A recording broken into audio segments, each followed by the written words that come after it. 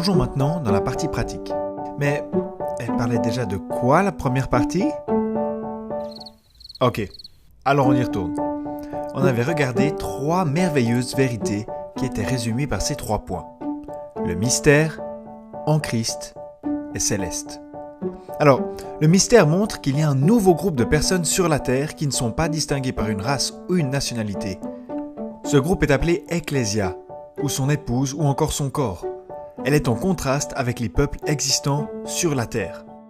Mais peut-être que tu te demandes comment ça fonctionne, parce qu'en fait, chacun de nous, on a une nationalité ou on fait partie d'une race. Alors, toutes les personnes descendent d'Adam, littéralement.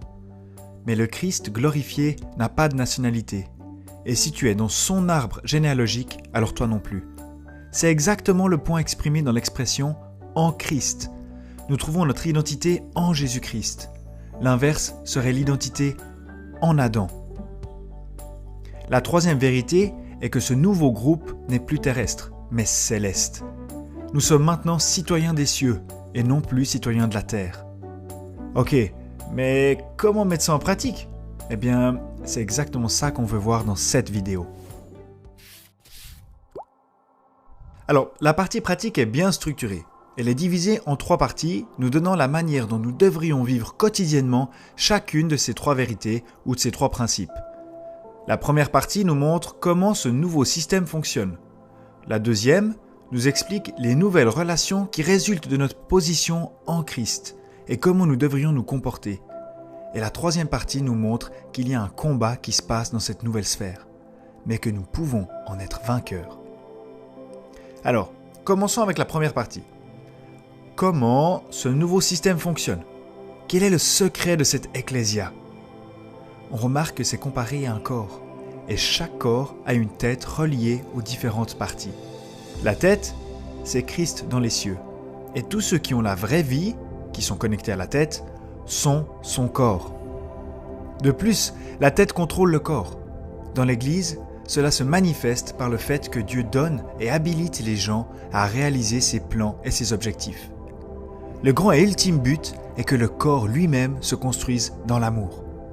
Mais pour que tout se fasse comme il se doit, il est important que chacun comprenne vraiment qui il est. Parce que si nos pensées sont erronées, nos actions ne peuvent pas être justes.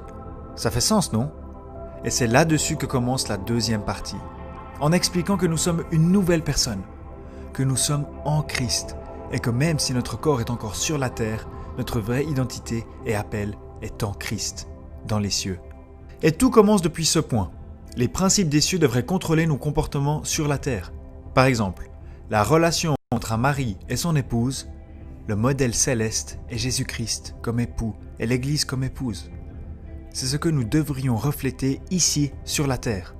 Les enfants devraient obéir à leurs parents dans le Seigneur, et les serviteurs devraient obéir à leur Seigneur selon la chair, c'est-à-dire sur la terre. En tant qu'être céleste et spirituel, nous n'avons ni parents ni supérieurs. Tout ça nous montre que les principes célestes devraient déterminer et gouverner nos activités terrestres. Ça devrait être clairement visible que les croyants sont en Christ, un groupe de personnes célestes qui proclament des règles célestes. Dans la dernière partie, nous avons la fameuse armure du chrétien. Mais des armes et des combats ? Ça ressemble à l'Ancien Testament et aux Israélites, non ? Mais en fait, c'est exactement l'opposé. Vu que nous sommes maintenant dans notre vraie identité, en Christ et dans les lieux célestes, notre champ de bataille et nos combats ont complètement changé. En fait, nous ne nous battons plus contre des personnes sur terre, comme les nations le font aujourd'hui, mais nous nous battons spirituellement. En prière, quand nous parlons à notre Père, ou bien quand nous échangeons des pensées avec d'autres personnes, ou encore quand nous lisons la Bible par exemple. Mais le combat n'en est pas moins réel.